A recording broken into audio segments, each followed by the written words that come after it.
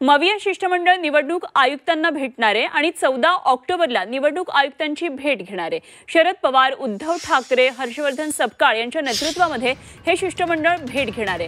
विशेष म्हणजे मनसे अध्यक्ष राज ठाकरे सुद्धा या शिष्टमंडळामध्ये सहभागी होणार आहेत आणि खासदार संजय राऊत यांनी ट्विट करून या संदर्भातली माहिती दिली आहे। या भेटीनंतर सर्व नेत्यांची संयुक्त पत्रकार परिषद होणार आहे।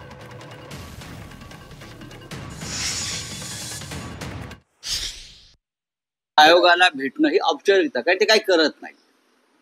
तरी आमचे प्रश्न आहेत, काही शंका आहेत, काही रहस्य आहे, त्याचा उलगडा हा निवडणूक आयोगासमोरच करावा लागेल। आमच्या भूमिका वारंवार त्यांच्यासमोर मांडाव्या लागतील। ही लोकशाही व्यवस्थेनं निर्माण केलेली एक संविधानिक व्यवस्था आहे। आणि निवडणूक आयोगाला भेटणं ही औपचारिकता, कारण ते काही करत नाही।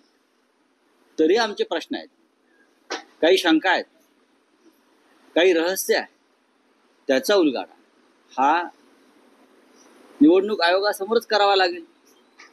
आमच्या भूमिका वारंवार त्यांच्यासमोर मांडाव्या लागतील। ही लोकशाही व्यवस्थेनं निर्माण केलेली एक संविधानिक व्यवस्था आहे। 14 तारखेला दुपारी 12:30 वाजता राज्याचे मुख्य निवडणूक अधिकारी चोखलिंगम यांच्याकडे एक सर्वपक्षीय शिष्टमंडळ जाईल।